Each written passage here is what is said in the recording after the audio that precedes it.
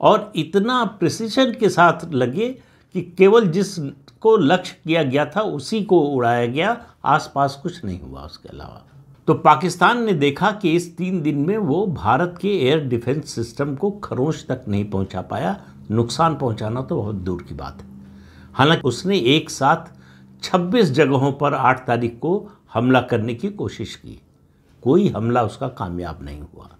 उसकी सारी मिसाइलें, सारे ड्रोन जो तुर्की से लेकर आया था वो सब हवा में मार गिराए गए, एक भी अपने लक्ष्य तक नहीं पहुंच पाया। पाकिस्तान के पास पैसा लगातार ख़त्म हो रहा था। ये युद्ध शुरू होने से पहले उसके पास फॉरेन एक्सचेंज रिजर्व जो है वो $15 बिलियन का था, और रोज़ इसमें जो है कमी आती जा रही थी।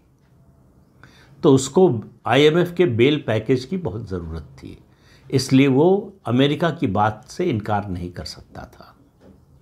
और उसको बेल आउट पैकेज दिलाने में, कर्ज दिलाने में अमेरिका का भी हित था, इसलिए दोनों के हित मिल गए। अमेरिका की बात मान ली और पाकिस्तान के DGMO ने फ़ोन किया भारत के DGMO को। मेरी नज़र में जो भारत की गलती हुई, या गलती कहें आप, कमज़ोरी कहें, या जो है ओवर कॉन्फिडेंस कहें, जो भी कहना चाहें, वो ये कि भारत इस सीज़ फायर के लिए तैयार हो गया। सिर्फ 2 दिन और रुकने की ज़रूरत थी, जो रक्षा विशेषज्ञ जो कह रहे हैं। उसके बाद पाकिस्तान फिर खड़ा नहीं हो पाता।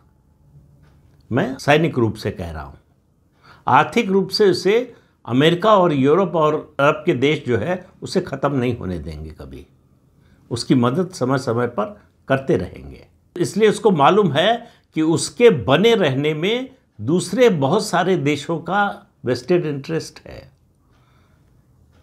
एक बात ये, दूसरा उसको पता है कि अमेरिका और चीन के रिश्ते कैसे हैं, और वो बार बार इस आधार पर ब्लैकमेल का सहारा लेता है।